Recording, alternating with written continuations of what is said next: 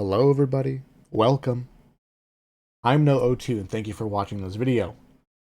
If you're, I don't know, I don't want to be too into myself here, but if you're a close follower of the channel, you may have noticed that I have not posted very many things in the last couple of weeks. A little strange because I was posting tons of content at the release of Tunnels of Terror.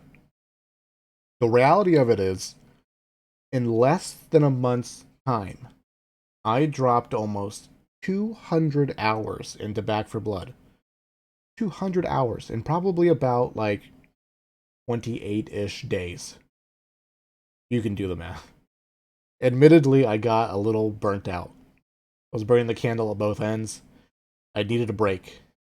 So I took the break. I was losing the passion. Losing the passion. And for me, this content creation, all that stuff, it's really about the passion of it. I actually have 10 years experience of being a tutor, teaching people things. Not in an official capacity, not like legally a teacher. Tutor is the correct word. So I've really enjoyed the journey of making the guides and the videos and the tool tips and all that stuff. Tool tips is not the right word, but that's okay. You'll forgive me. But I had to take a break, and I didn't really expect necessarily my passion to magically rekindle over this break. Part of it was, I think for the most part, my guide is done. Going through the No Hope playthrough, like the instructional playthroughs of No Hope mode, I just kept getting this feeling of like, I'm just repeating myself. The nightmare guides cover a lot of the same concept. The whole point and the thing that I like to teach from is setting up a foundation, a principle, teaching by principle.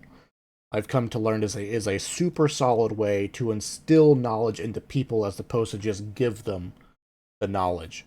And so when it came to sort of setting up my principles of this is how you play in general, and these are the concepts that we sort of fundamentally operate under, all of those things still apply to No Hope mode.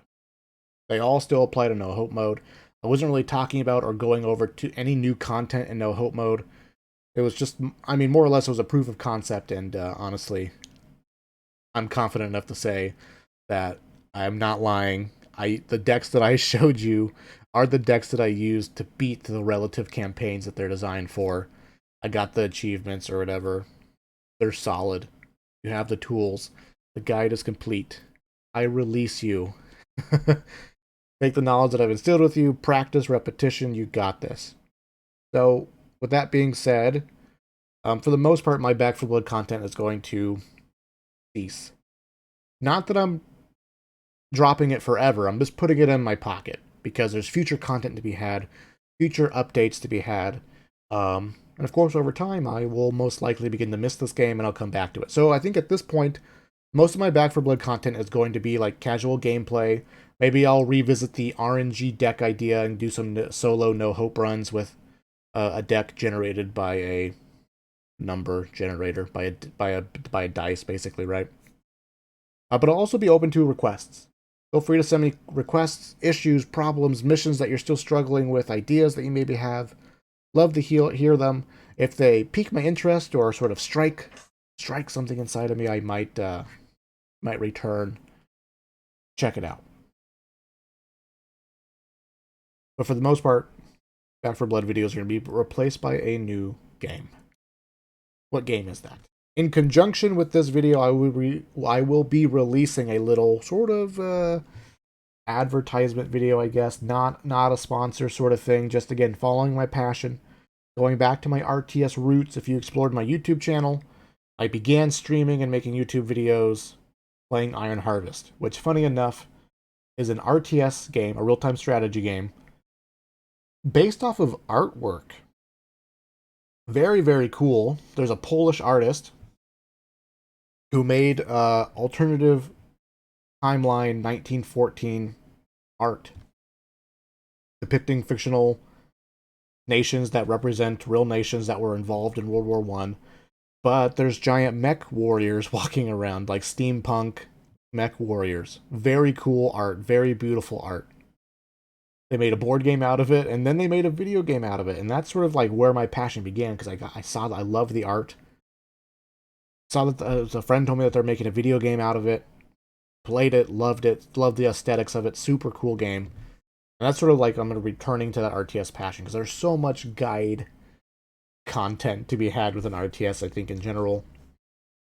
So I know FPS may not transfer over to RTS for some of you guys, but I implore you, check it out. If you've never played an RTS before, I will be diving into a beginner's guide, like bottom of the barrel. You don't even know what RTS stands for. Beginner's guide, building up to playing the game and finding success and how to find it over time. I'm very excited for it. Check out the video where I sort of introduced you to this game. The game's called Crossfire Legion. There'll be a new playlist for it. I'll be dumping out the guides, the update videos, the discussion. It'll all be organized and sort of excited for it. So, sorry if this video is a disappointment to you guys. Back for Blood content is going to be, for the most part, halted until the passion is rekindled, until Back for Blood sends me some roses, you know what I'm saying? Buys me dinner. But, excited. For me personally, New Horizons are on the horizon. Yes, diction is important. Thank you guys for watching. I appreciate it, and I will see you in the future.